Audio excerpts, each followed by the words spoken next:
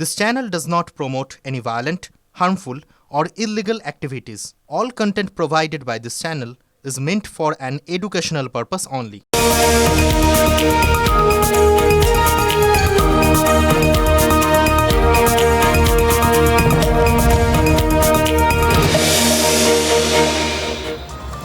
Social media একটা clip দেখে প্রায় 5.5 দশক আগের একটা ঘটনার কথা হঠাৎ মনে পড়ে গেল। আপনাদের দেখাবো সেই ক্লিপটা, কিন্তু তার আগে বলি যে ওই 5.5 দশক আগে ঠিক কী ঘটেছিল।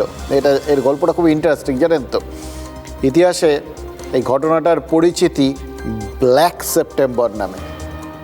1972 সালে মিউনিক অলিম্পিক, আপনাদের মনে আছে সেই বিখ্যাত অলিম্পিকটা যেটা কুখ্যাত হয়ে গেছিল, তার কারণ 5ই সেপ্টেম্বর গেমস ভিলেজে খেলোয়াড়দের পোশাকে ঢুকে পড়েছিল 8 প্যালেস্তিনীয় জঙ্গি।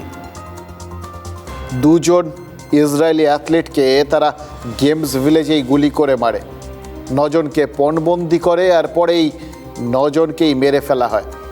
পুলিশের সঙ্গে গুলির লড়াইয়ে ওই 5 জঙ্গি মারা যায়, 3 জনকে গ্রেফতার করা হয়।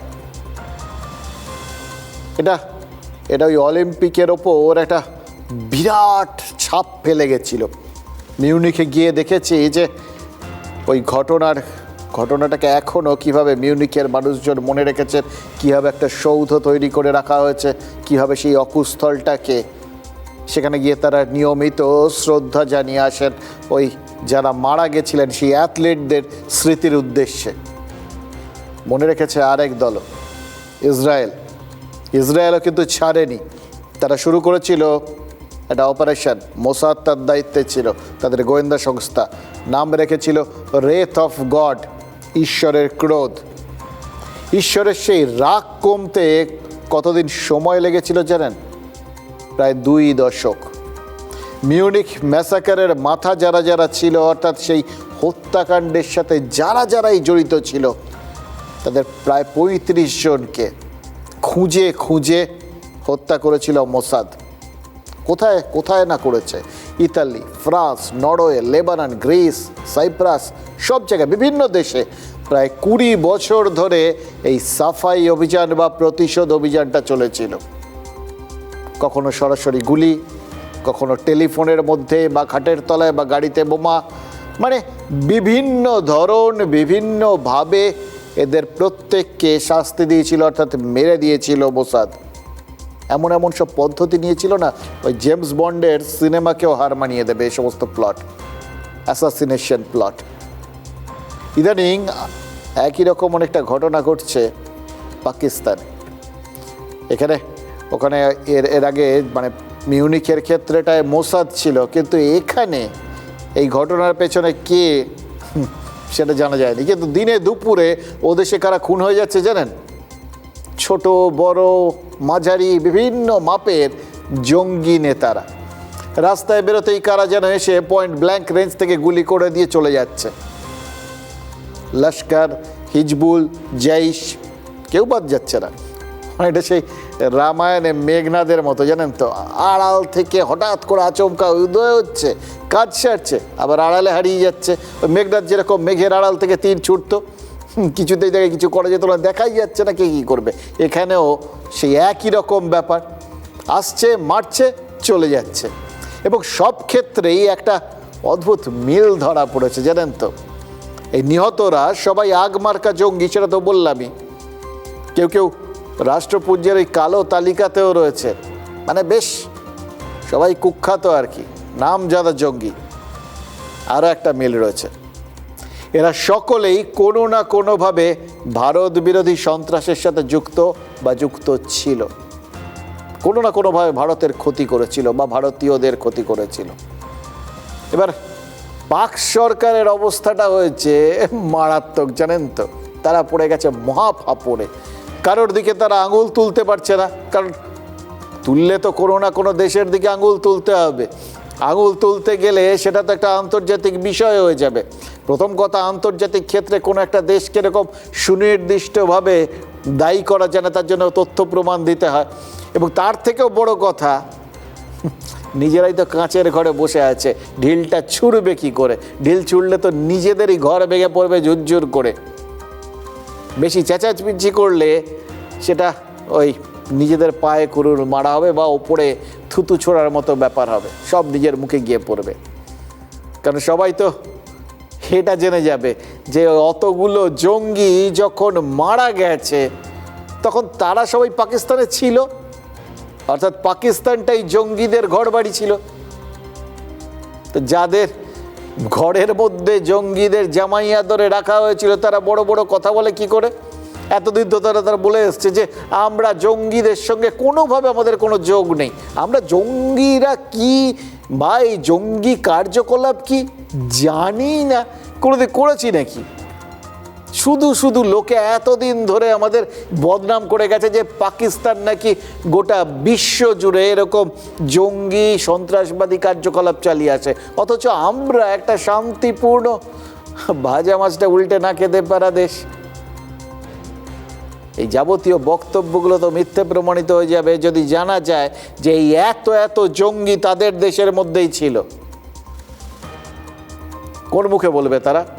খুব ইচ্ছে করছে তাদের ওই ঠাড়ে ঠুড়ে সোশ্যাল মিডিয়ায় বিভিন্ন বক্তব্যগুলো দেখলে যে এটা বলতে, বিশেষ করে ধুরন্ধর রিলিজের পর, যে নির্ঘাত ভারতীয় এজেন্টরা এরকম কাণ্ড কারখানা করেছে, ঢুকছে মেরে দিয়ে চলে যাচ্ছে, কিন্তু বলতে পারছে না। একটা পরমাণু শক্তিধর দেশের এরকম বেইজ্জতি নিয়ে লোকে তো হাসাহাসি করছে,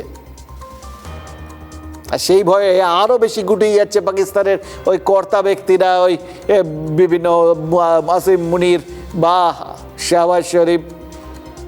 কিন্তু ভেতরে ভেতরে দেখুন তারা চুপচাপ করে রয়েছেন বটে, কিন্তু ভেতরে ভেতরে যে জিনিসটা হওয়ার সেটা তো হচ্ছে। পাক সরকার, পাক সেনা, ISI, জঙ্গি সংগঠন সবার শিরদাঁড়া দিয়ে তো ক্রমাগত একটা ঠান্ডা ভয়ের স্রোত বয়ে যাচ্ছে, আতঙ্কে হাত পা ঠান্ডা হয়ে যাচ্ছে। এরকম একটা অবস্থায় লস্করে তৈবার সিনিয়র কমান্ডার রিজওয়ান হানিফ, তিনি যেটুকুনি বাকি ছিল ওদের একেবারে জামা কাপড় খুলে ছেড়ে দিয়েছে, মানে পাকিস্তানের আর কি। এবার মুখ লুকানোর গর্ত খুঁজে পাচ্ছেন না এই আসিম মুনির আর শাহবাজ শরীফ, রায় রিজওয়ান মুখ খোলার পর থেকে। মানে বলে না, কথায় বলে না যে এইরকম বন্ধু থাকার থেকে না থাকা ভালো, সেটাই তো এখন হচ্ছে। কারণ রিজওয়ান কি বলেছে জানেন? বলেছে গত 2-3 বছরে পাকিস্তানের নানা শহরে গুপ্ত হত্যার শিকার হয়েছে 30 জনেরও বেশি জঙ্গি নেতা।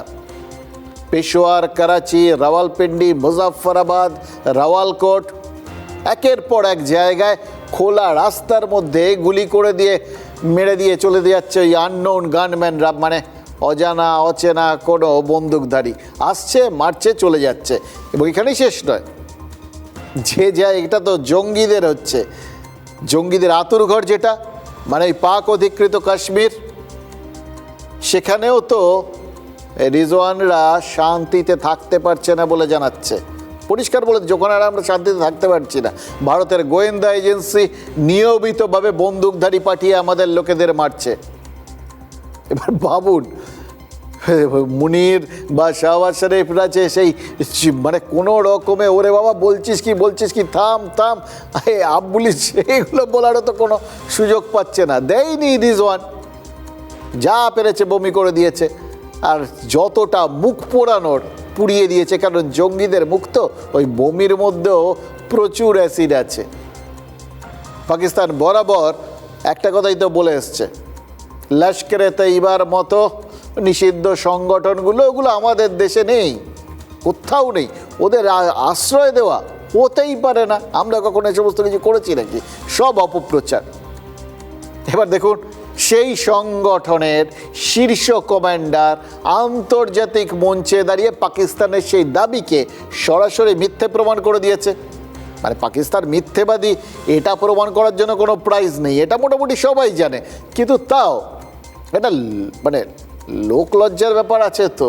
এতদিন ধরে একটা রাগ ঢাক গুড় করে গোটা বিষয়টা যেভাবে রেখেছিল, এভাবে হাঁটে হাড়ি যদি কেউ ভেঙে দিয়ে যায় তাহলে কি রাগ হয় বলুন তো।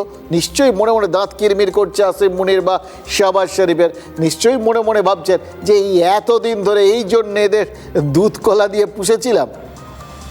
কালসাপি বটে এরা। গত কয়েক বছরে পাকিস্তানে জহুর মিস্ত্রি, রিয়াজ আহমেদ, খাজা শহীদ, আবু সঈদুল্লাহ, বিলাল সালাহি, এরকম একের পর এক মানে শীর্ষস্থানীয় টপ লেভেলের আর কি লস্কর জঙ্গি গুলি খেয়ে মরে গেছে। তার মানে এরা যে পাকিস্তানেরই হাওয়া খাচ্ছিল সেটা রিজওয়ান পরিষ্কার করে দিয়েছে। একটুকে বললাম না, এই সমস্ত ঘটনায় পাক সরকার, পাক সেনা, আইএসআই, জঙ্গি সংগঠন সবার হাত পা পেটের মধ্যে সেঁধিয়ে গেছে। সেঁধিয়ে শুধু গেছে তা নয়, এরকম পরিস্থিতিতে যা হওয়ার সেটাও তো হচ্ছে। ঝগড়া লেগে গেছে, একে অন্যকে দোষারোপ করছে, একে অন্যদিকে আঙুল তুলছে। এ বলছে তুই এদের সামলাতে পারলি না, এ কী করে মুখ খুললো। ও বলছে তোমরা এদের এতদিন বাঁচাতে পারলে না, এই জন্য এই কাণ্ড কারখানা হয়েছে। পাকিস্তানে এই জঙ্গি নেতাদের বডিগার্ডের কাজ কে করে জানেন? পাক সেনা। এরা সবাই পাক সেনার ঘেরাটোপে তাদের পাহারায় থাকে।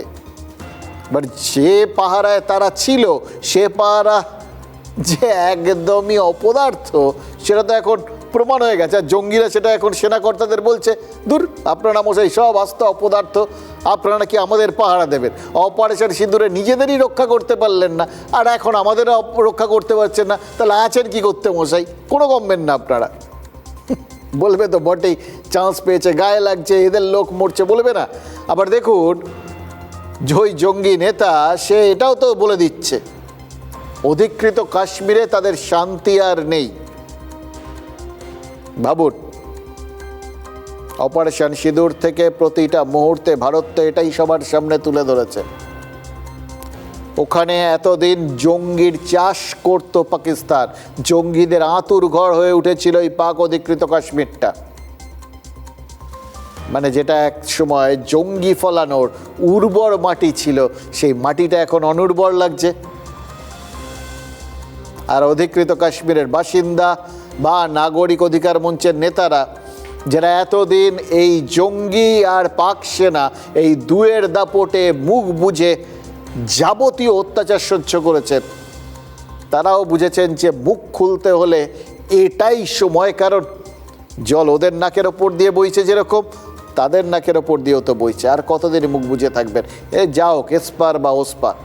সুতরাং তারা গোটা দুনিয়ার সামনে এই পাকিস্তানকে বেআব্রু করে ছেড়েছেন।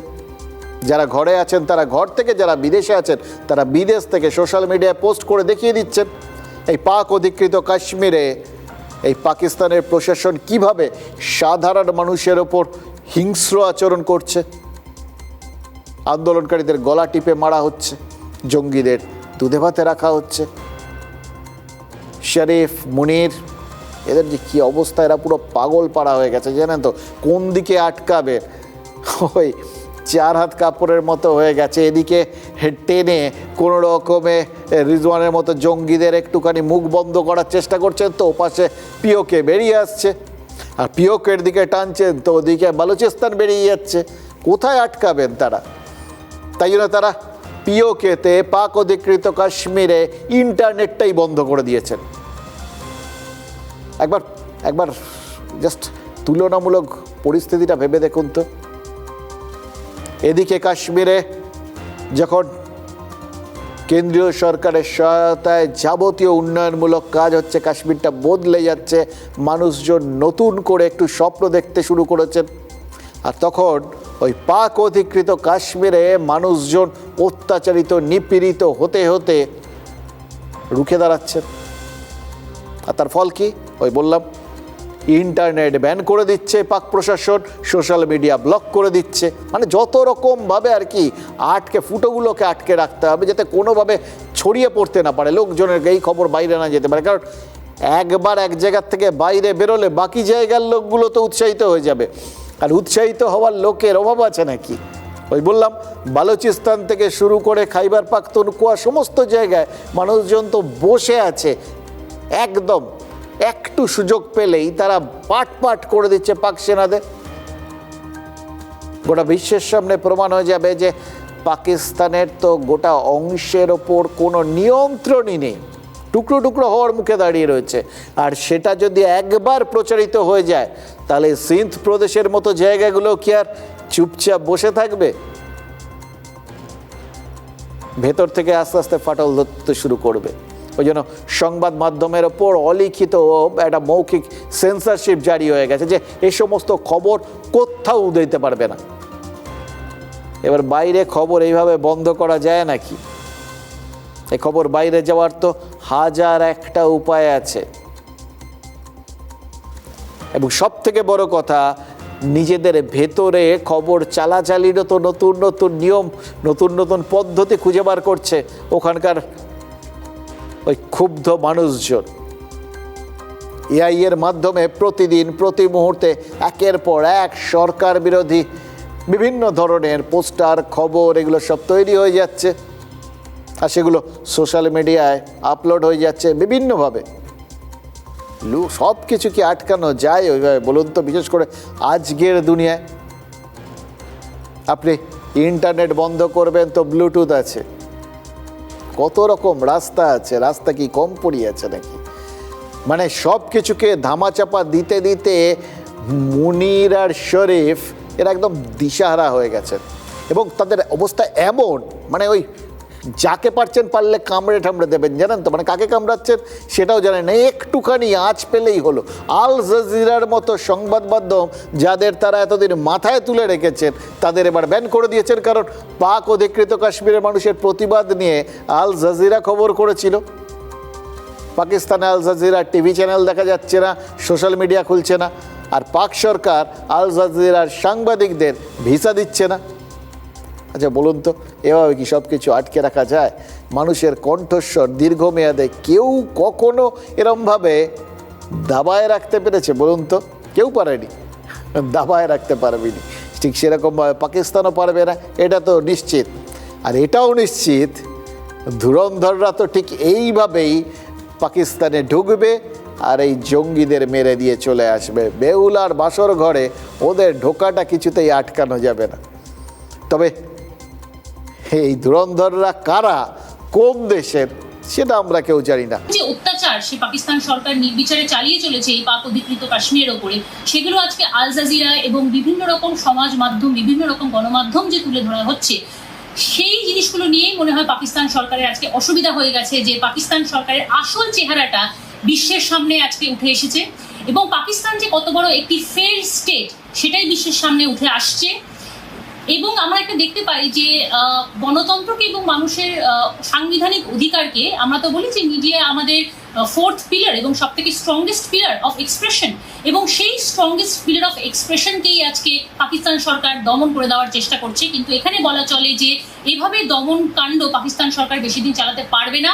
মানুষ আসল সত্যটা জেনে গেছে এবং পাকিস্তান যে কত বড় একটি অথরিটেটিভ, একটি ফেইল্ড স্টেট, হ্যাঁ, সেটা কিন্তু আজকে বিশ্বের সামনে তুলে উঠে এসেছে। দেখুন, পাকিস্তান যে ব্যর্থ রাষ্ট্র এটা নিয়ে তো কারোর কোনো সংশয় নেই। এবং সব থেকে বেশি এই মুহূর্তে পাকিস্তান কী নিয়ে চিন্তিত জানেন?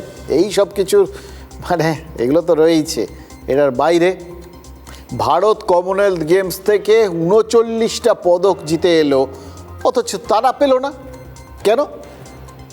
পাকিস্তানি সংবাদ মাধ্যমগুলো প্রায় গবেষণা শুরু হয়ে গেছে যে একসঙ্গেই তো স্বাধীনতা পেয়েছিলাম, তাহলে ওরা কি করে এত এগিয়ে গেল আর আমরা কি করে এতটা পিছিয়ে রইলাম?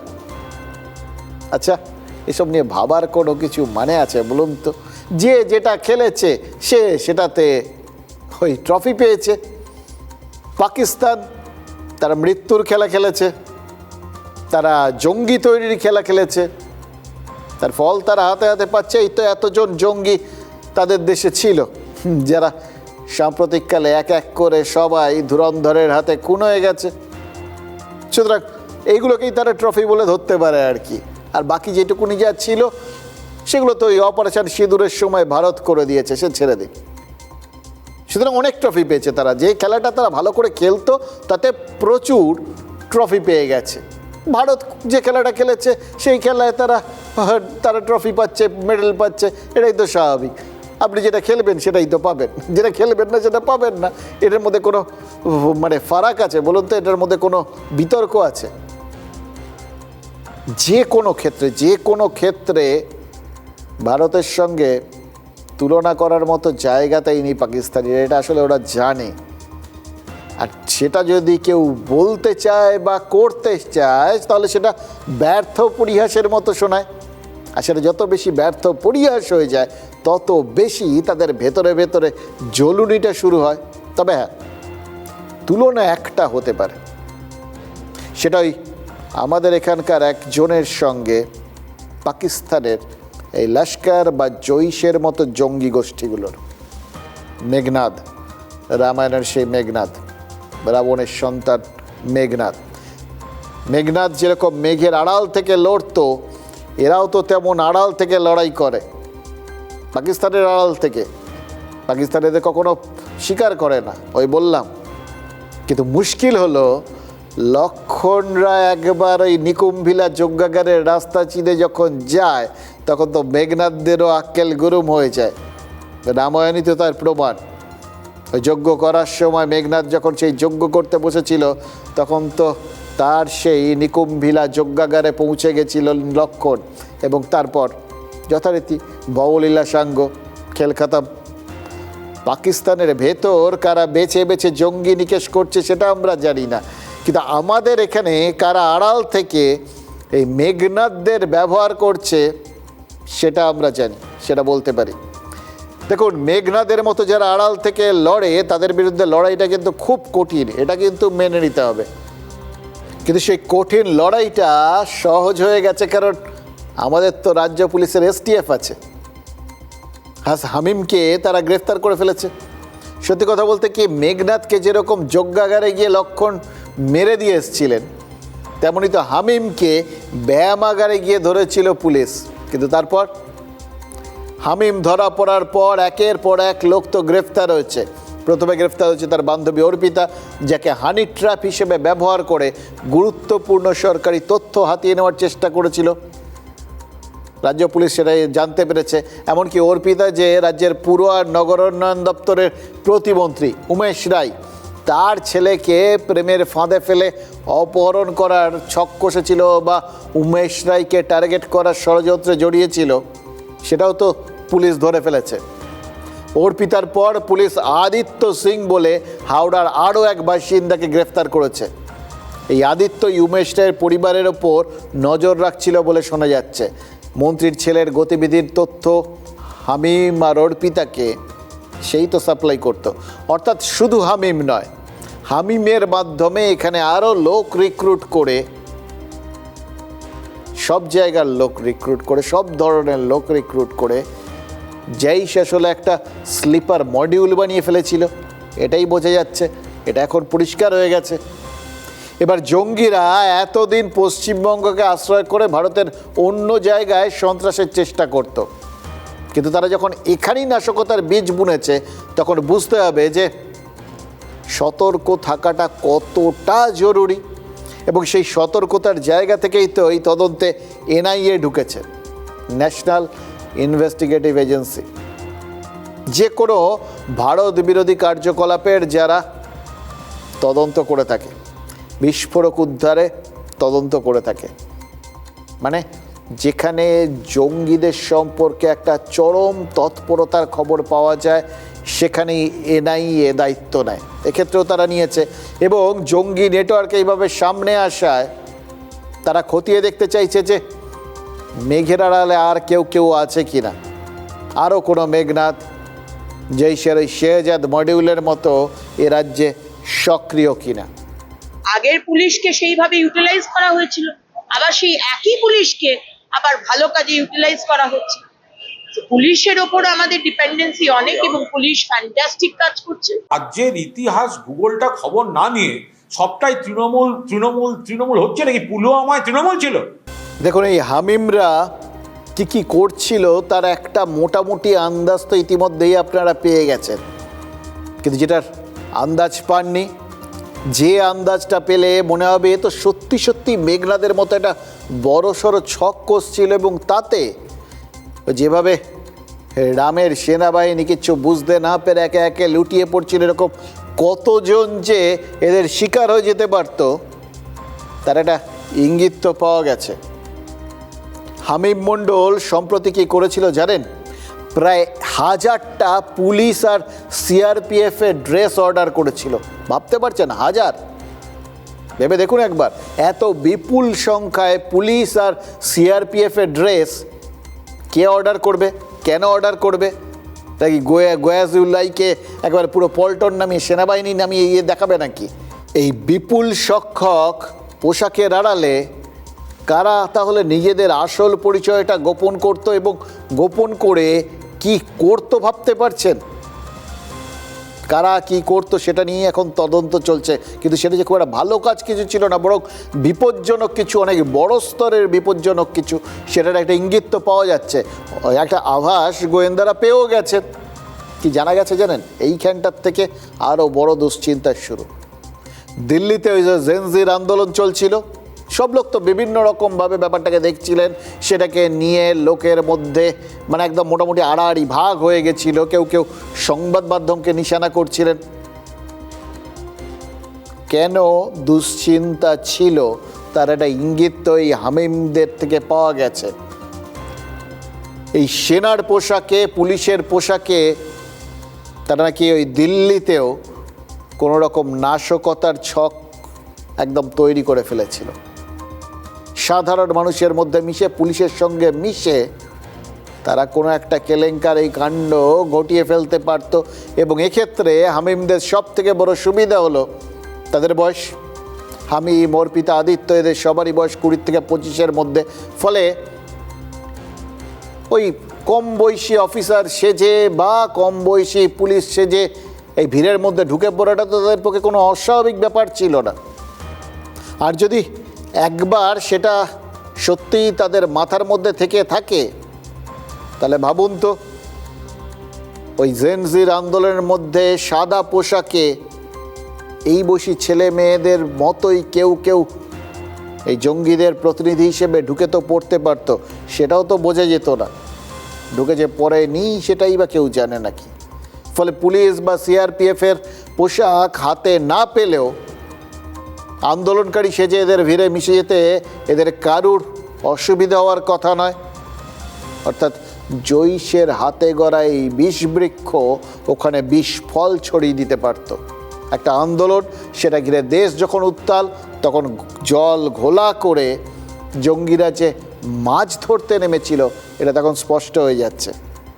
কিন্তু এখনও যেটা স্পষ্ট হচ্ছে না সেটা হলো জেনজিদের আন্দোলনটা ঠিক কোথায় কোথায় আঘাত করেছে জানেন তো? মেঘনাদ কি একরকম হয়? মেঘনাদ বিভিন্ন রকম হয়। কারুর কাছে কাকে, মানে কার কাছে যে কাকে মেঘনাদ বলে মনে হবে এটা বলাটাও তো খুব মুশকিলের ব্যাপার।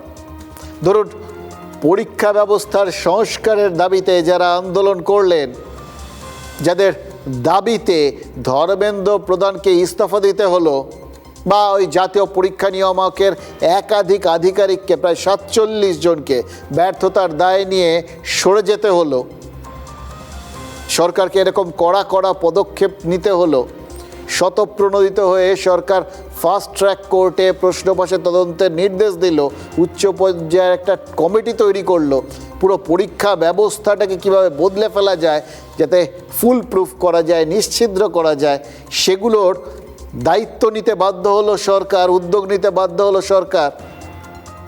এগুলো তো আমরা জানি কাদের চাপে হয়েছে, কাদের চাপে কি হলো সেগুলো চোখের সামনে, এগুলো দেখা যাচ্ছে। কিন্তু যেগুলো দেখা যাচ্ছে না সেগুলো কি আলোচনার বাইরে রাখা যাচ্ছে?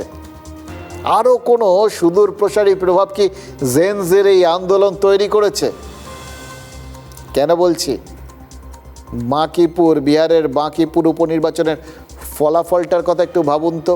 কালকেই বলছিলাম আপনাদের, 3 দশক ধরে যে বাঁকিপুর জিতে আসছিল বিজেপি, সেই বাঁকিপুর এইবার এই উপনির্বাচনে সদ্য বিহার জয়ের পর এই কদিনের মধ্যে উপনির্বাচন হলো আর তাদের হাতছাড়া হয়ে গেল। কেন হলো? কি করে হলো? সেটা বুঝতেই কি জেনজিদের এত গুরুত্ব দিয়ে দেখছে রাষ্ট্রীয় স্বয়ংসেবক সংঘ RSS। আগামী 6 তারিখ মুম্বাইয়ে জেনজিদের মুখোমুখি হবেন বলে ঠিক করেছেন আরএসএস প্রধান মোহন ভাগবত। শুধু তো জেন জি নয়, জেন আলফা মানে যাদের জন্ম 2013 থেকে 2024 সালের মধ্যে, অর্থাৎ যারা এখন স্কুল পড়ুয়া, তাদের সঙ্গেও তো কথা বলবেন ভাগবত।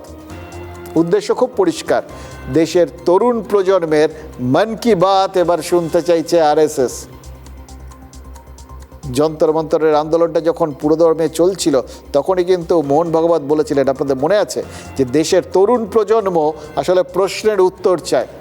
এরা প্রশ্ন করতে জানে, প্রশ্নের উত্তর নিতে জানে, প্রশ্ন না করে মাথা নিচু করে সব কিছুকে এরা মেনে নিতে চায় না।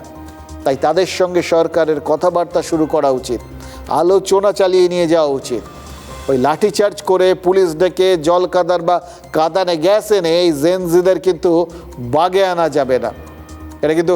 এটা কিন্তু বারবার এটা খেয়াল করতেই হবে। ওই যন্তর মন্তরের আন্দোলন চলাকালীন বলার চেষ্টা করেছিলেন মোহন ভাগবত, অর্থাৎ কোথাও গিয়ে এই জেনজিদের এটা যে ঠিক সামলানো যাচ্ছে না বা প্রচলিত পদ্ধতিতে এদের বিচার করতে গেলে ভুল হয়ে যাবে, এটা কিন্তু আরএসএস বুঝতে পেরেছিল, আরএসএস প্রধান বুঝতে পেরেছিলেন।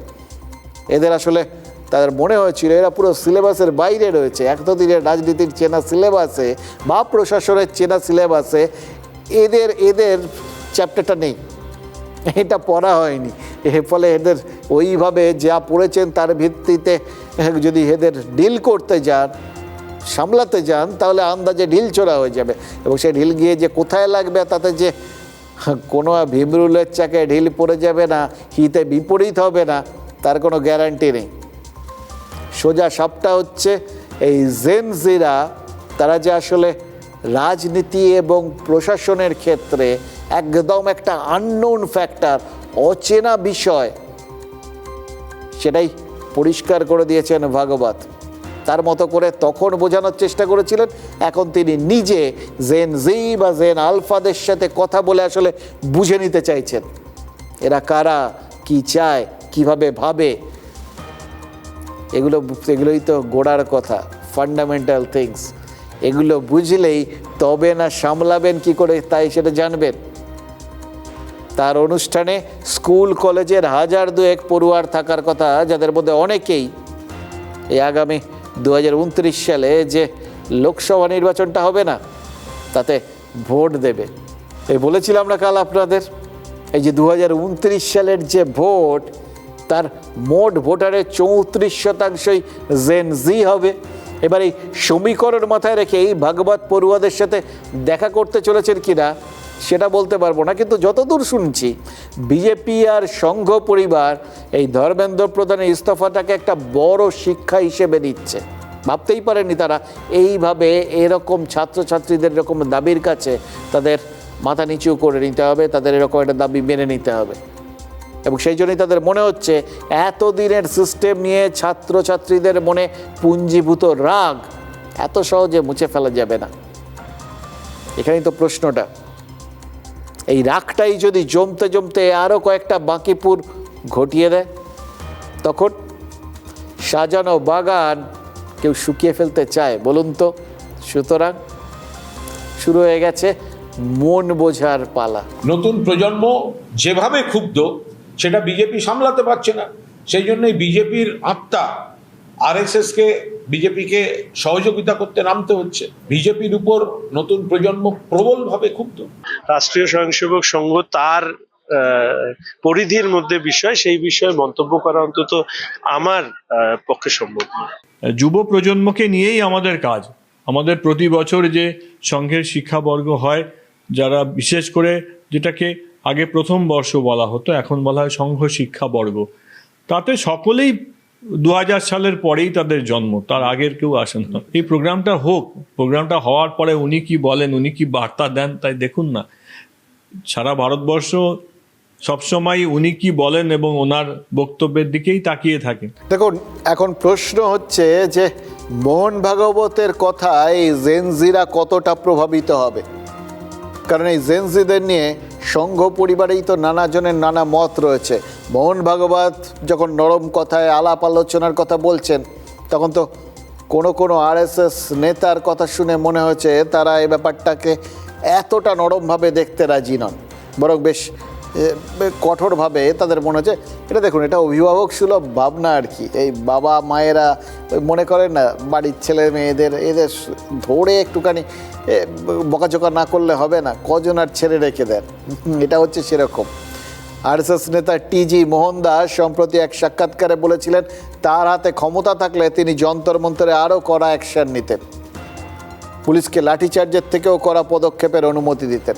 এবার এই দুটো বার্তা এ দুটো তো সম্পূর্ণ বিপরীতমুখী। যদি দুটো বার্তাকে পাশাপাশি রাখেন তাহলে দেখবেন আসলে জেন জিদের আরএসএস নরমে গরমে বার্তা দিচ্ছে। এবার এই বার্তা প্রসঙ্গেই আরেকবার এই রামায়ণের কিছু কথা মনে পড়ে গেল, জানেন তো, আপনাদের সাথে একটু শেয়ার করি। ওই লঙ্কায় যেরকম মেঘনাদ ছিলেন তেমনই বিভীষণও তো ছিলেন। বিভীষণই তো মেঘনাদের ওই সেই যে যজ্ঞাগার, সেখানে গোপন যজ্ঞাগার ছিল তো, চট করে যাওয়া যেত না, কেউ ঢুকতে পারতেন না, সে রাস্তা দেখিয়ে নিয়ে গেছিলেন লক্ষণকে। সেই অর্থে রাজনীতিতে দেখুন যদি প্রথম কেউ দলবদলু থেকে থাকেন তাহলে কিন্তু তিনি বিভীষণ। রাবণের দল থেকে রামচন্দ্রের দলে যোগ দিয়েছিলেন।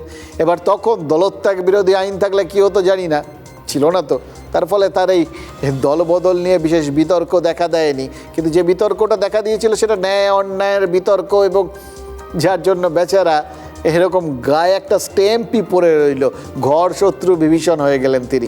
অথচ দেখুন আলটিমেটলি বলা হচ্ছিল যে তিনি ন্যায়ের পক্ষেই গেছিলেন, কিন্তু ন্যায়ের পক্ষে গিয়েও ঘর শত্রু হয়ে গেলেন। এবং আজ পর্যন্ত কাউকে চট করে দেখবেন না কেউ তার ছেলেপুলের নাম বিভীষণ রেখেছে, বরঞ্চ একটা গালাগাল দেবার জন্য বা কাউকে একটা এরকম বিশ্বাসঘাতক বলে যদি মনে হয় তখন তাকে বিভীষণ বলে অভিহিত করা হয়। কি অদ্ভুত, তাই না? তো যাই হোক, এই বিভীষণ যখন দল বদলানোর কথা ঘোষণা করেছিলেন তখন রাবণ তো তাকে এক কথায় অপমান করে তাড়িয়ে দিয়েছিলেন, কিন্তু কুম্ভকর্ণ তিনি বিভীষণকে অনেকগুলো পরামর্শ দিয়েছিলেন। এবার কুম্ভকর্ণ পরামর্শ দিয়েছিলেন বলে ভাববেন না রে লোকটা তো শুধু ঘুমোতো, পরামর্শ তাও আবার সৎ পরামর্শ। আসলে কুম্ভকর্ণ কিন্তু আদতে মহাজ্ঞানী ছিলেন, সিরিয়াসলি ওনার মানে অত্যন্ত মেধাবী এবং অত্যন্ত বিদগ্ধ একজন জন হওয়াই মেধাসম্পন্ন মানে যাই হোক কী বলবেন জানি না আর কি, রাক্ষস ঠাক্ষস বলতে গেলে শুনতে খারাপ লাগে, কিন্তু যাই হোক একজন অত্যন্ত মেধাসম্পন্ন ব্যক্তিত্ব ছিলেন, এটা ধরে নিতে হবে। কারণ যিনি অতদিন 6 মাস ঘুমিয়ে বাকি 6 মাসের মধ্যে এতটা জ্ঞান লাভ করে ফেলতে পারেন, তার কৃতিত্ব বা মেধা সম্পর্কে প্রশ্ন থাকা উচিত না।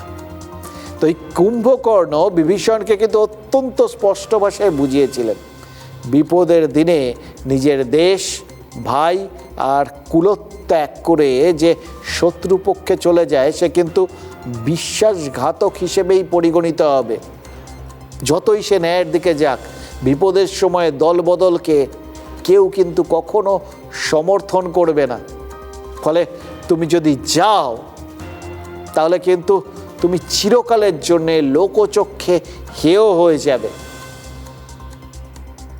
এবং এই জায়গার থেকে এই খেয়াল করে দেখুন, যদি রামায়ণ থেকে আপনারা একটু মহাভারতে যান, শুধু এই একই কথা এক কথা মাথায় রেখেই কর্ণ কিন্তু কোনোদিন কৌরবদের ছেড়ে পাণ্ডব পক্ষে আসেননি। কৃষ্ণ বহুবার বলেছিলেন, আসেননি, এই একটাই কথা বলেছিলেন, বিপদের সময় যদি আমি ন্যায়ের পক্ষেও যাই আমি বিশ্বাসঘাতক বলেই পরিগণিত হব।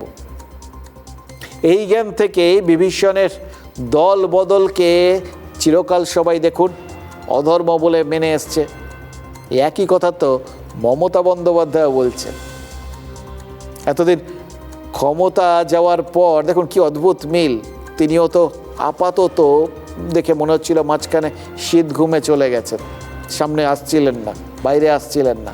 ক্ষমতা যাওয়ার পর থেকে ফেসবুক লাইভের বাইরে মনের কথা তাকে বলতে কেউ শোনেনি, কিন্তু সেই ফেসবুক বার্তাতেই আজ ধর্ম অধর্মের ফারাকটা নতুন করে বুঝিয়ে দিতে চেয়েছেন এই প্রাক্তন মুখ্যমন্ত্রী। কি বলেছেন?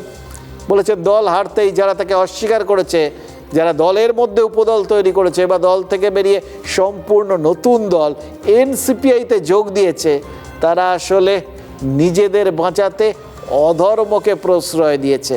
এবার এটা অবশ্য তিনি এই নিয়ে প্রথম বললেন না, কিন্তু যেটা ওনার ওই বক্তব্যের ভাগগুলোর থেকে পরিষ্কার, ঘরের ভেতর ঘর, তার ভেতরে ঘর, তার ভেতরে কে যে শুয়ে আছে সে কেউ জানে না। তার কারণ হচ্ছে তৃণমূলে যে এখন বহু ঘর, বহু ভাগ, টুকরো টুকরো গ্যাং বলতে যদি কিছু থাকে সেটা যে এখন তৃণমূল, এটা কিন্তু তৃণমূল নেত্রী পরিষ্কার করে দিয়েছেন। আমরা কেউ জানি না কত হাজার কেস হয়েছে মানুষের নামে, সব জেলে। বাংলাটাকে একটা কারাগারে পরিণত করে দিয়েছে। ভয় দেখিয়ে আর চমকে ভাবছেন সরকারি দলও আপনারা ঠিক করবেন, বিরোধী দলও আপনারা ঠিক করবেন। তার মানে কি বিরোধী বলে কিছু থাকবে না? এটা লজ্জাস্কর নয়, এটা নিন্দার ঝড় উঠবে আগামী দিন। দেখুন, আগামী দিনে কি হবে বলা তো খুব মুশকিল। তৃণমূল কোথায় থাকবে, দলত্যাগীরা কোথায় থাকবেন, কোন রূপে থাকবেন কেউ জানে না। কারণ এই দলটা এই 4 তারিখ 4th মের পর থেকে আজকে 4 তারিখ, হ্যাঁ, মের পর জুন, জুলাই, আগস্ট, 3 মাস। 3 মাসের মধ্যে যে এরকম মানে এত রকম টুকরো হয়ে যাবে, বিভিন্ন রকম পিস আর কি, কোনটা লেগ পিস, কোনটা কোন পিস, সে যাই হোক, এত রকম পিস হবে এটা কেউ কখনো ভেবেছিলেন? ঘটনাচক্রে মমতা বন্দ্যোপাধ্যায় যখন এই বার্তাটা দিচ্ছেন তার কিছুক্ষণ আগেই তো দিল্লিতে 2টো বৈঠক হয়ে গেছে। প্রথমে এনডিএর শরিকদের নিয়ে বৈঠক শেষ হয়েছে, তারপর তৃণমূল থেকে এনসিপির খাতায় নাম লেখানো ওই 20 জন সাংসদের সাথে বর্তমান মুখ্যমন্ত্রীর বৈঠক শেষ হয়েছে। মুখ্যমন্ত্রী গেছিলেন তাদের সাথে বৈঠক করতে। এবার 2টো বৈঠকেও এনসিপিআই ছিল, কিন্তু 2টো বৈঠকেই এনসিপিআইয়ের সবাই ছিলেন না। মানে এনডিএর যে বৈঠকটা ছিল সেখানে এনসিপিআইয়ের 3 জন মুসলিম সাংসদ ইউসুফ পাঠান, খলিলুর রহমান আর আবু তাহের যোগ দেননি, কিন্তু তারা মুখ্যমন্ত্রীর সঙ্গে বৈঠকে ছিলেন। রাজ্য সরকারের সাথে সমন্বয় রেখে তারা কিভাবে তাদের এলাকায় উন্নয়নের কাজ করতে পারেন সেই সব নিয়েই নাকি মুখ্যমন্ত্রীর সঙ্গে তাদের সবার গুরুত্বপূর্ণ আলোচনা হয়েছে বলে শোনা যাচ্ছে।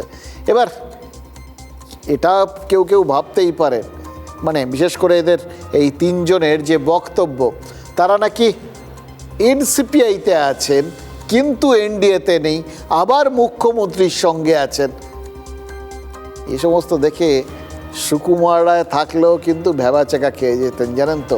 মানে এইরকম জটিল ধাঁধা কোনটা দিয়েই তিনি যে ভাববেন বা বাঁধবেন, মানে এর মধ্যে কোথাও সেই ছিল রুমাল হয়ে গেল বেড়ালটা খাপ খাবে, নাকি সেই বেড়ালটা ফ্যাঁচ ফ্যাঁচ করে হাসতে হাসতে হজবরলোর মতো উল্টো পাল্টা বিভিন্ন ফর্মুলা ওড়াবে, নাকি ওই বিভিন্ন রকম ওই পাগলা দাশুর কাণ্ডা কারখানাগুলো সব মনে পড়ে যাবে। কোনটা হবে কেউ জানেন না, কোন ফর্মুলায় হয়েছে। কিন্তু এটা যে হাঁসঝাড়ু অবস্থা হয়েছে গোটা ব্যাপারটার মধ্যে, এটা কিন্তু পরিষ্কার। এই রকম জটিল পেঁচ এর মাথার মধ্যে দিয়ে, ওর পায়ের মধ্যে দিয়ে এরকম গলিয়ে কেউ এখন অবধি দেখেননি রাজনীতিতে। এবার কেউ কেউ ভাবতেই পারেন আবার এটাও যে উন্নয়নের আলোচনা করলেন, উন্নয়ন করবেন কি করে ঠিক করলেন?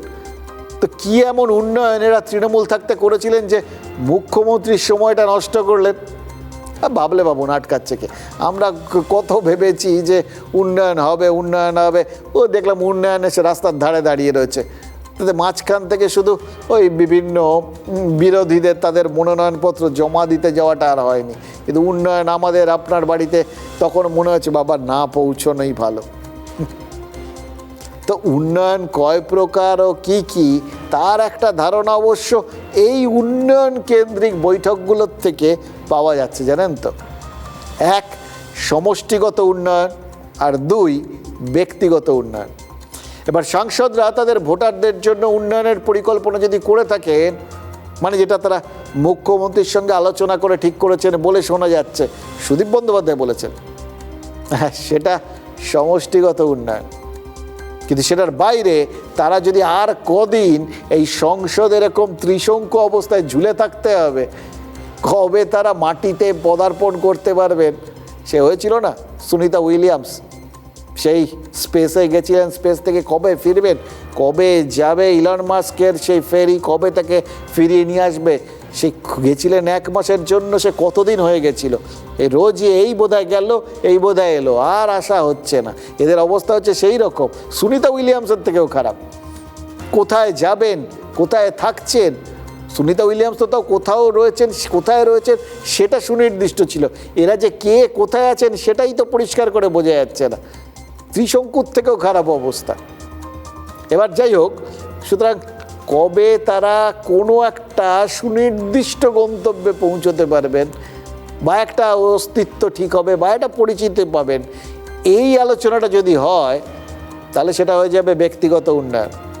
দেখুন, এটা তো ভীষণ বাস্তব যে তৃণমূল ছাড়ার পর থেকে কাকলি ঘোষ দস্তিদাররা কোন দলে আছেন সেটা সরকারিভাবে তো কেউ বলতে পারছেন না।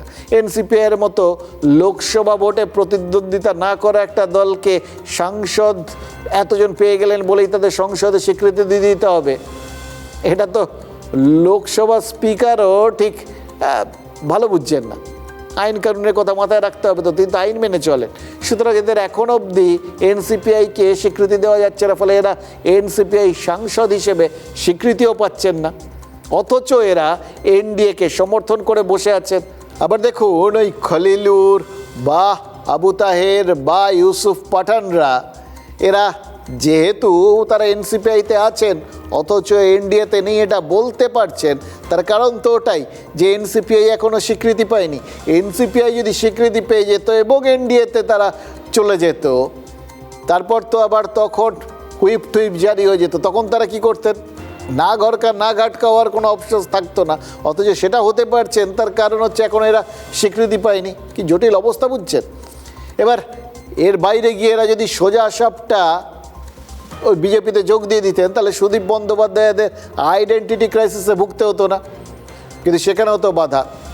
এই 3 জন খলিলুর, পাঠান বা তাহের, এরা তো বিজেপিতে যোগ দিতে রাজি নন। আজকে বৈঠকের পর আবু তাহের তো জানিয়েও দিয়েছেন তারা মুখ্যমন্ত্রীর সঙ্গে আছেন কিন্তু বিজেপিতে নেই, যেটা বললাম। মানে কি জটিল অবস্থান ভাবুন, শুধু ভাবুন। আর বাকিরা 17 জন, এই 17 জন সাংসদ বিজেপি হয়ে গেলে তারা নাকি এনডিএতেও নেই এটা বলে দিয়েছেন। এবার তখন তারা কি হবেন? তারা এবার এটাও কি করে এটা সম্ভব সেটা ভেবে দেখুন, কারণ এরা তো তখন আলাদা কেউ হয়ে ঘুরে বেড়াতে পারবেন না, কারণ তখন তো তারা তৃণমূলেই পড়ে থাকবেন, তখন আবার তারা দলত্যাগ বিরোধী আইনে পড়ে যাবেন। মানে কি জটিল একটা জায়গা। হাঁসঝাড়ু, বকচ্ছপ, এগুলোর কোনো একটা হাইব্রিড প্রকল্প এটাকে বলবেন কিনা আমরা জানি না, কিন্তু এটাই বাংলায় এখনকার দিনে দাঁড়িয়ে একটা নতুন নামে অভিহিত করা যায় সেটা বুঝতে পারছি। এটাকেই কি লেজে খেলানো বলা হয়? হতে পারে, কারণ দিনের শেষে বিষয়টা রাজনীতি। আর তাই কুণাল ঘোষের মতো কালীঘাটপন্থী তৃণমূলীরা যতই আশার আলো দেখুন, যতই ভাবুন যে এই সব টানা পড়ে নিয়ে ঘরের ছেলে সব ঘরে ফিরে আসবে, এই লেজে খেলানোর ফর্মুলাটা এটা কিন্তু তাদের ভাবনা চিন্তা সব গুলিয়ে দিতে পারে। কারণ লেজে খেলাতে খেলাতেই তো কালীঘাট তৃণমূল প্রায় বিলুপ্ত প্রায় হয়ে গেছে। যারা এখন বিজেপি নেতাদের সঙ্গে বৈঠক করছে, জাঁতা কলে পড়ে গেছে, ফাটা বাসে আটকে গেছে, 6 বেশি সাংসদ ওদের সঙ্গে নেই। 3 सांसद आज भी नहीं पहुंचे थे मंगल मिलन में। आपकी बैठक कहा जा रहा था कि यूनाइटेड नहीं है एनसीपीआई, लेकिन आज सारे लोग आपकी बैठक में आप पता कर लीजिए, काउंट कर लीजिए ना। आप बताइए वो थोड़ा पिक्चर लोग उठाया ना डालेगा, काउंट कर लेना 1 2 3 4 5 करके। সকালে শুনছি ফিরছে, দুপুরে শুনছি ঘুমোচ্ছে, রাত্রে শুনছি বেড়াতে গেছে, আবার পরের দিন শুনছি ফিরছে। প্রত্যেকেরই কোনো না কোনো বিরাট কারণ আছে। যারা ফিরছে তাদের উপর তৃণমূল এমন কোন চাপ দিয়েছে, নিশ্চিতভাবে তাদের লাগেজ বা ব্যাগেজ আছে। এই যে এখন চলছে, এদিকে বাড়তে পারে এদিকে কমতে পারে, এই 4টে চলে গেল, এই 3টে চলে এলো, মানে ওই আমাদের এর মতন চেসের মতন, সেটা আমি জানি না। তো আমাদের কাছে একরকম বলছে, শতাব্দীর কাছে গিয়ে আবার একটু নরম হয়ে আবার শতাব্দী আমার কাছে পাঠিয়ে দিচ্ছে। আমি আজকে শুভেন্দুর কাছে নিয়ে এলাম, সেখানে তো এমনভাবে বেরোলো মনে হলো ওরাই 3 জন বোধহয় সবচেয়ে আগে নিয়ে পক্ষে নেক্সট মঙ্গলবারে সবচেয়ে আগে না গিয়ে পৌঁছে। আমরা কোনোভাবেই কোনো মতেই বিজেপিও করবো না, এনডিও করবো না, এটা আপনারা নিশ্চিত থাকুন। এটাই আমরা একটা বার্তা দিচ্ছি। সব কথা শুনলেন এবং সবারই ভেতরে যেরকম ওই চোখে ঝিলিমিলি লেগে যাওয়ার মতো ব্যাপার হয়েছে, সেটা আপনাদেরও হয়ে গেছে, নিশ্চিত আমাদেরও হয়েছে। দেখুন, সুদীপ বন্দ্যোপাধ্যায় মদন মিত্রের কথা যদি ধরেন, তাহলে ভুল লোকের ওপর ভরসা করেছেন কুণাল ঘোষেরা। আবু তাহেররা নাকি কালীঘাটে কখনোই ফিরবেন না। আবার উল্টোটাও তো হতে পারে, ভুল লোকের ওপর ভরসা করে কালীঘাট বিরোধী তৃণমূলও তো ঠকে যেতে পারে। কেন বলছি? আজ যে 20 জন সাংসদ মুখ্যমন্ত্রীর সাথে বৈঠক করলেন, তাদের মধ্যে 2 জন সাংসদ নাকি আছেন যারা ধর্মেও আছেন, জিরাফেও আছেন, যাদের এই রাজনৈতিক মহলে নাকি ভেতরে ভেতরে বলছে এরা হচ্ছেন ডাবল এজেন্ট। ডাবল এজেন্ট জানেন তো, যারা এদের হয়েও কাজ করেন, ওদের হয়েও কাজ করেন। এই যুদ্ধের সময় এদের খুব ব্যবহার করা হতো। এই পক্ষ থেকে খবর নিয়ে ওপাশে সাপ্লাই করেন, ওপাশ থেকে খবর দিয়ে এপাশে সাপ্লাই করেন। রাজনীতি তার কিছু বাকি রইল না, যত রকম ভয় সব দেখে ফেললেন আর কি। এরা এনসিপিআইতে থাকলেও এরা নাকি মমতা বন্দ্যোপাধ্যায়ের কাছে খবর পাচার করছেন। এই খবরটা যদি সত্যি হয়, তাহলে কিন্তু বুঝতে হবে যে এনসিপিআইতেও মেঘনাদ আছেন। মোদ্দা কথা, ভুল লোকের ওপর তারা ভরসা করছে। অথবা দেখুন, তখন আপনাদের আরও একটা মাথায় রাখতে হবে, তাহলে এই যে এত নিশ্চিন্তে, এটা অনেকেরই কিন্তু মনে হয়েছিল যে একের পর এক সাংসদ, একের পর এক বিধায়ক তারা ঠিক করছেন চলে যাবেন, আর কালীঘাট তৃণমূল বসে বসে দেখছে তারা চলে গেলেন। আচ্ছা, এদের মধ্যেই কাউকে কাউকে কালীঘাট তৃণমূলও পাঠিয়ে দেয়নি তো?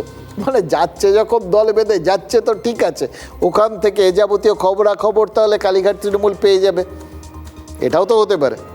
বলা তো কিছুই যায় না, তাই না? মানে যেরকম ধরুন, এদের মধ্যে কি আপনাদের ধারণা, তৃণমূলের মধ্যে যদি এত গণ্ডগোল হয়ে থাকতে পারে, আদি তৃণমূল যদি সেটার এতগুলো টুকরো হয়ে থাকতে পারে, তাহলে এখন যে টুকরোগুলো তৈরি হয়েছে তার মধ্যে কি আবার সাব টুকরো তৈরি হতে পারে না? এদের মধ্যে ক্ষোভ বিক্ষোভের কিছু অভাব আছে। এই যে শুনছিলাম, ধরুন সুদীপ বন্দ্যোপাধ্যায়, তিনি গিয়ে প্রধানমন্ত্রীর সাথে দেখা করেছেন, তিনি তার মতো করে বিভিন্ন লোকের সাথে কথাবার্তা বলছেন, দেখা সাক্ষাৎ করছেন। এটা নিয়েও তো তাদের দলের মধ্যে নাকি বিভ্রান্তি তৈরি হচ্ছে, মানে তাদের ওই 20 জনের দলে সেখানেও তো বিভ্রান্তি তৈরি হচ্ছে যে উনি ওনার মতো করছেন। কেন করছেন? তাহলে উনি কি ব্যক্তিগত স্বার্থে করছেন?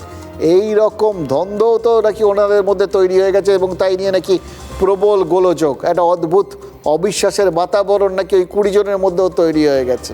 আবার ওই 3 জনকে যদি ধরেন, তাহলে তো এখনই ওই 20 জনের দলেও 3 টুকরো হয়ে গেল। বুঝতে পারছেন? সব কিছুর মূলে হচ্ছে ওই একটাই প্রশ্ন, কে কোন ভুল লোকের ওপর কতটা ভরসা করেছে। এবার ভুল লোকের ওপর ভরসা করলে কি হয়, সেটা কি বিজেপিও বুঝছে না। বিজেপি ভরসা করেছিল কার ওপর? মানে নিয়েছিল রাজ্যসভার সাংসদ অনন্ত মহারাজকে। সেই অনন্ত মহারাজ কী করলেন? প্রথমে নেতাজিকে অপমান করলেন। ভাবা যায়, আমাদের রাজ্যে একজন লোক নেতাজিকে অপমান করছে, যে নেতাজিকে স্বয়ং প্রধানমন্ত্রী এতটা আবেগাপ্লুত হয়ে ওই কর্তব্য পথে স্থাপন করেছিলেন, যার মূর্তি। ভাবুন, তারপর কি করলেন? এখানটায় করে তখনও দেখলাম যে বিস্মিত হয়েছিলাম। সত্যি কথা বলতে কি, আমরা কাউকে কাউকে যাবতীয় আলোচনার বাইরে ভাবি। এই সাধারণ লোকেদের আলোচনায় তাদের আসা উচিত নয়। তারা আছেন, আমি আপনাকে বলছি, আমি রাশিয়ায় গিয়ে দেখেছি, সেখানে লোকজনের সাথে যখনই আলোচনা করতাম তখন দেখতাম তারা স্টালিনের ওপর প্রবল ক্ষিপ্ত। এক মহিলা আমার মনে হচ্ছে হাউ হাউ করে কাঁদছিলেন। তার সমস্ত মানে তার বংশের একের পর এক লোককে, তার পূর্বপুরুষদের খুন করিয়েছিলেন স্টালিন। কি ক্ষোভ ছিল তার! এই এতদিন পরেও তিনি হাউ হাউ করে কাঁদছিলেন। কিন্তু যখনই তাদের কাছে আপনি লেনিনের নাম করবেন, লেনিন ভালো মন্দ কিছু বলছেন না, তারা এমনভাবে রাখছেন লেনিন হচ্ছেন একজন তাদের ইতিহাসের এমন একজন ব্যক্তিত্ব, উনি থাক না ওনার জায়গাটায়, ওনাকেই সব কজনের সাথে এক সারিতে বসিয়ে আমরা না হয় কাটাছেঁড়া নাই করলাম। কারণ লেনিনকে নিয়ে যদি কাটাছেঁড়া করি তাহলে হয়তো গোটা বিশ্বের দরবারে আসলে আমরা আমাদের দেশকে ছোট করে ফেলবো। এই ভাবনাটাই দেখেছিলাম তাদের মধ্যে। আমাদের দেশে আমাদের কাছে নেতাজি একটা কনসেপ্ট, নেতাজি একটা আদর্শ, নেতাজি এমন একটা আলো যে আলোটাকে সামনে রেখে আমরা সবাই ছোটবেলার থেকে বড় হই। ওই নামটা নিয়ে কোনো রকম আলোচনা সহ্য করার মতো মানসিকতা আমাদের কারণ নেই, স্বপ্নেও ভাবতে পারি না। এবং কেউ যদি আলোচনাটা করেন তাকে ক্ষমা করার কথাও ভাবতে পারেন না। বলবেন সে যে প্রজন্মেরই হোক, হয়তো বলবেন যে এরকম অন্ধ ভক্তি, এরকম অন্ধবিশ্বাসের জায়গা পৃথিবীটা নয়, এখানে সবাইকেই আগে কাটা ছেঁড়া করে তারপর বিশ্বাস করতে হয়। করলেন তো, এত কাটা ছেঁড়া করে এই এত টুকরো টুকরো চারপাশে সব কিছু, দল থেকে শুরু করে রাজনীতিক থেকে শুরু করে আমাদের নিজেদের কত টুকরো করে দিয়েছে সবাই দেখতে পাচ্ছেন তো। ওই নেতাজিকে নিয়ে না হয় টুকরোটা নাই করা হলো, কাটা ছেঁড়াটা নাই করা হলো। উনি যেখানে আছেন থাক না, আছেন তো তাও কেউ, এটা একটা বিরাট বড় সম্পদ। ফলে খুব রাগ হয়েছিল। অনন্ত মহারাজ যখন বলেছিলেন তখন বিশ্বাস করুন, বিশ্বাস করতে পারেন যে কেউ এরকম একটা কথা বলছেন। কিন্তু তারপর দেখলাম উনি শিবাজিকে নিয়েও কুৎসা করছেন। প্রথমে নেতাজিকে নিয়ে তিনি যা বলেছিলেন তা শুনে মনে হয়েছিল এর পেছনে কি কোনো রাজনৈতিক উদ্দেশ্য আছে, যদি থেকে থাকে তাহলে সেটা কি। দিনের শেষে উনি তো রাজনীতিক। কিন্তু যখন শিবাজিকেও অপমান করলেন তখন বুঝতে পারলাম মানে শিবাজিকে অপমান মানে কি, শিবাজি নাকি যুদ্ধ টুদ্ধ করতে জানতেন না, এরকম টাইপের ব্যাপার আর কি এই সাক্ষাৎকারে বলেছেন। এগুলো বলার মানে হচ্ছে গোটাটাই একটা পাবলিসিটি স্টান্ট, মানে প্রচার পাওয়ার চেষ্টা ছাড়ার কিচ্ছু না। ঠিক যেরকম প্রচার পেতে নগেন্দ্র রায় থেকে তিনি মহারাজা সেজেছেন, ঠিক যেমন এ দল ও দল কাল সে দল করে তিনি প্রচারে থাকতে চেয়েছেন, ঠিক সেইভাবেই আমরা যাদের সব আলোচনা সমালোচনার উপরে রাখি সেই নেতাজি বা শিবাজিকে এইভাবে সমালোচনা করছেন, তাদের নিয়ে কুৎসা করছেন এবং তার অনুগামীদের সোশ্যাল মিডিয়ায় কুৎসা ছড়াতে দিচ্ছেন। আসলে উদ্দেশ্য তো একটাই, কোনোভাবে নিজেদের প্রাসঙ্গিক রাখা। এবার মুশকিল হচ্ছে এই ধরনের মানুষজন যে সর্বক্ষণ কাউকে না কাউকে আঁকড়ে ধরে কলকে পেতে চান, এবং এদের মূল উদ্দেশ্য, এদের অ্যাসেট কি, এরা রাজবংশীদের ভালো মন্দ সমস্ত কিছুর একমাত্র ধারক বাহক, এটাই তো এতদিন ধরে প্রচার করে এসছেন। কিন্তু এদের ধরন ধারণটা এবার রাজবংশীরাও বুঝতে পারছেন। যে সমাজের প্রতিনিধিত্ব নগেন্দ্র রায় ওরফে ওই অনন্ত মহারাজ বলে নিজেকে দাবি করেন, তার ধরন ধারণ, তার মুখপাত্রদের প্রত্যেকের বিষয়টা তো এই রাজবংশীরা ধরে ফেলেছেন। এবং রাজবংশীরা নেতাজি বা শিবাজির এই অপমান কোনো মতেই মেনে নিচ্ছেন না, স্বাভাবিক। নগেন্দ্র রায়ের কথার বিরুদ্ধে তারা তাই জন্যে সরব হয়েছেন। এবার মুশকিল হচ্ছে রাজবংশীরা তবু প্রকাশ্যে সমালোচনা করছেন। বিজেপির কি সমস্যা ভাবুন তো। গত বছর জুন মাসে জার্মানির বার্লিনে গেছিলেন শ্রমিক ভট্টাচার্য। সেইখানে দাঁড়িয়ে নেতাজি সুভাষচন্দ্র বসুর অবদান, আজাদ হিন্দ রেডিওর প্রতিষ্ঠার ইতিহাস, এগুলো সব তিনি স্মরণ করেছিলেন। কর্তব্য পথে ওই এত বড় একটা কাণ্ড করা হলো, নেতাজির মূর্তি স্থাপন করা হলো, প্রধানমন্ত্রী নিজে দায়িত্ব নিয়ে করলেন, এগুলো তো সবাই জানেন।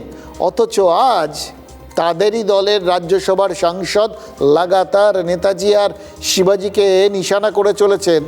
এটা দেখার পর শ্রমিক ভট্টাচার্যরা কি বলবেন বা কি করবেন সেটা জানতে প্রবল আগ্রহ হচ্ছে। কারণ আবার বলছি, ভুল লোকের ওপর ভরসা করলে তার ফল কিন্তু আজ বা কাল ভুগতেই হয়। এটা কিন্তু ইতিহাসের শিক্ষা। এবার কে ভুল আর কে ঠিক সেটাও ইতিহাস দেখেই আমরা জানতে পারবো, বা ভবিষ্যতে পেছন দিকে তাকিয়ে। নগেন রায় অনন্ত মহারাজ বর্তমান তিনি বিতর্ক তৈরি করছেন খবরে থাকার জন্য। এবার সেই মতামত সেটা তার একান্তই ব্যক্তিগত, সেটা নিয়ে আর কিছু বলার নেই। তার ব্যক্তিগত মতামত সে ব্যক্তিগতভাবে দেবে। তার জন্য প্রথমেই বলে রেখে এর জন্য গোটা রাজবংশী সমাজ কোনোদিনও দায়ভার নেবে না। উনি বলছেন ওনার বক্তব্যের দায়ভার টোটালি ওনার। রাজবংশী সমাজের উনি একজন পার্ট, ছোট্ট একটা পার্ট হতে পারে। অনন্ত মহারাজ মানেই রাজবংশী না। নেতাজি আমাদের হৃদয়, ফলে ওনার সম্পর্কে ভাষা ব্যবহার করার ক্ষেত্রে সংযত থাকাটাই বাঞ্ছনীয়, এরপরে তো ব্যক্তিগত ব্যাপার। একদিকে যখন কেন্দ্রীয় বিজেপি, কেন্দ্রীয় সরকার, নরেন্দ্র মোদী সরকার নেতাজিকে শ্রদ্ধা জানানোর জন্য, সম্মান জানানোর জন্য সব রকমের পদক্ষেপ নিচ্ছেন, তখন অবিলম্বে উচিত ওই সংসদ সদস্যের ক্ষমা চাওয়া। দেখুন, ভুল কি শুধু রাজনীতিকরা করেন? ভুল লোকের ওপর ভরসা করেছিল তো মোহামেডান স্পোর্টিংও। 6 জুন ঘটা করে তারা হুমায়ুন কবিরকে ক্লাবের সভাপতি হিসেবে মনোনীত করেছিল। কি কথা ছিল? যেভাবে এ রাজ্যের সংখ্যালঘুদের দায়িত্ব নেওয়ার চেষ্টা করছেন হুমায়ুন, যেভাবে মুর্শিদাবাদে ওই বাবরি মসজিদ গড়ার দায়িত্ব নিয়েছেন, ঠিক সেই একইভাবে নাকি মোহামেডান স্পোর্টিংয়েরও তিনি দায়িত্ব নিয়ে নেবেন। এই মুহূর্তে ইনভেস্টরের অভাবে ধুঁকছে মোহামেডান, একটা অর্থকষ্ট রয়েছে, সেটা তিনি মিটিয়ে দেবেন, এটাই তো ঠিক ছিল।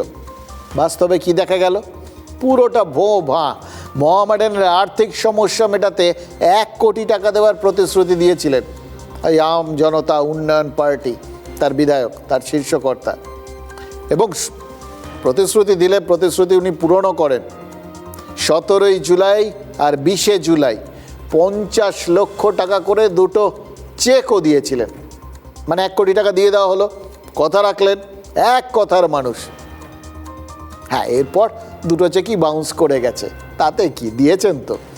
মানে ভাবুন, যে টাকায় ফুটবলারদের পেমেন্ট মেটানোর কথা ছিল সে টাকা তো তারা হাতে পাননি, উল্টে এখন ক্লাব নিজেরা আতান্তরে পড়ে গেছে। 30 জুলাই হুমায়ুন কবির আরেকটা 50 লক্ষ টাকার চেক দেন, ওটা বাউন্স করেছে, ঠিক আছে, এটা দিয়ে দিচ্ছি, সেটাও বাউন্স করেছে। এরপর মোহামেডান কর্তারা বুঝতে পেরেছেন তারা ঘুরে দাঁড়ানোর জন্য ভুল লোকের ওপর বাজি ধরেছেন। ওই শক্তি চট্টোপাধ্যায়ের কবিতার লাইনটা মনে আছে তো, ওই যেটা যেতে পারি কিন্তু কেন যাব কবিতা, এই দুটো লাইন খুব বিখ্যাত। কিন্তু ওই কবিতাটায় শক্তি চট্টোপাধ্যায় তো লিখেছিলেন, ভাবছি এবার ঘুরে দাঁড়ানোই ভালো। ঘুরে তো দাঁড়াবেন, কাকে ধরে? মানে মুশকিল হচ্ছে যে কবিদের কল্পনা শক্তি যতটা প্রখর হয় ততটা তো আর কারোর হয় না, কিন্তু তারা ঘুরে দাঁড়ানোর প্রসেসটা মনে মনে হয়তো কল্পনা করে নিয়েছিলেন। শক্তি চট্টোপাধ্যায় পরিষ্কার করে লেখার দরকার নেই, বলার দরকার নেই, তার মাথায় নিশ্চিতভাবেই ছিল, তাই লাইনটা লিখেছেন। কিন্তু মোহামেডান কর্তাদের কল্পনার সঙ্গে বাস্তবটা তো মেলেনি। তারাও ঘুরে দাঁড়াবেন বলে ঠিক করেছিলেন, তারাও মনে মনে একটা কল্পনা করেছিলেন, সেটা বাস্তবে ভোঁভা হয়ে গেছে। এখন তারা তাই জন্যে একদম সরাসরি ওই মেঠো জায়গায় নেমে এসছেন আর কি। মেঠো জায়গাটা কি জানেন তো? ওই ফুটবল মাঠে খেলতে নামলে একটা নির্দিষ্ট সময় থাকে, 90 মিনিটের খেলা, 45 মিনিটে ফার্স্ট হাফ শেষ হয়, আর রেফারি বাঁশি বাজান, ব্যাস খেলা শেষ হয়ে যায়। তারাও এখন ওই রেফারির মতো মুখে বাঁশি নিয়ে দাঁড়িয়ে আছেন। হুমায়ুন কবিরকে একদম সময় বেঁধে দিয়েছেন, বলে দিয়েছেন যে 5ই আগস্ট অর্থাৎ কালকের মধ্যে অর্ধেক আর 10ই আগস্টের মধ্যে পুরো টাকাটা দিয়ে দিতে হবে, তা না হলে হুমায়ুন কবিরকে তারা সভাপতির পদ থেকে সরিয়ে দেবেন। ইতিমধ্যেই যিনি হুমায়ুন কবিরকে মোহামেডানে নিয়ে এসেছিলেন সেই কাজী মাসুম আখতারকে ক্লাবের সভাপতির পদ থেকে তো সরিয়ে দেওয়া হয়েছে। কিন্তু ঘটনাটা এত সহজ নয়। কাকে সরাবেন তারা? একজন রাজনীতিককে। তো রাজনীতিকরা কোনো দিন চেয়ার সহজে ছেড়েছেন? ভাবুন তো, যে চেয়ারই হোক তাকে আপনি কোনো দিন সহজে সরাতে পারবেন না। ফলে হুমায়ুন কবির এতটা গুণী বিচলিত হচ্ছেন না, সরাবে ওরা এত সহজ? লোকজনকে অফ দ্য রেকর্ড তিনি বলেছেন যে তিনিই যখন সভাপতি তখন কে তাকে সরাবে, তিনি তো শেষ কথা। আসলে ওই প্রতিশ্রুতিটা পূরণ না হওয়ায় মোহামেডান কর্তারা যতই বিচলিত বোধ করুন, হুমায়ুন কবিরের কাছে তো সেটা নতুন কিছু নয়। কথা দিয়ে কথা না রাখার বিষয়টা রাজনৈতিক নেতা তো দিনের শেষে তার প্র্যাকটিস আছে, কোনো ব্যাপার না। ফলে তিনি ঠিক করে ফেলেছেন যে 9ই আগস্ট মোহামেডান তাঁবুতে যাবেন, গিয়ে বৈঠক করবেন। এবার তারপর কি হবে সেটা তখন তিনি ঠিক করে দেবেন। ভাবুন, খেলার মাঠের লোকজন তারা কি ভুলে গেছিলেন রাজনীতিকদের অনেক কিছুই থাকে না, মানে কথার দাম যেরকম থাকে না তেরকম লজ্জা এই বিষয়গুলো বিশেষ থাকে না। উনি চেক দিয়েছেন, চেক বাউন্স হয়েছে। এবার as per the constitution of India আমাদের তো ওই লিগাল প্রসিজার ফলো করতে হবে। আমার হাতে তো নেই, আমি তো মোহামেডান স্পোর্টিং ক্লাবকে just as a general secretary represent করছি। পুরো কমিটি মিলেই আমরা ডিসাইড করেছি। আর এটা তো আমাদের দায়বদ্ধতা না, উনি চেক দিয়েছেন ক্লাবের নামে আর চেকটা বাউন্স হয়েছে, তো we have to take legal step. আমরা নিচ্ছি, উনি ওটা জবাব দেবেন, পুলিশ বুঝবে, কোর্ট বুঝবে। দ্য ক্রিমিনাল অফেন্স, ঠিক আছে, সো ওনার ক্রিমিনাল অফেন্সে যা যা করার আমরা করছি, আর ওনাকেও সেভাবে উত্তর দিতে হবে। দেখুন, মহামেডান কর্তারা এখন আইনের দ্বারস্থ হচ্ছে, আইনি নোটিশ পাঠাচ্ছেন হুমায়ুন কবিরকে। আসলে ভুল লোকের হাতে পড়লে ক্লাব কেন, মানুষ কেন, মূর্তিরই রেহাই নেই।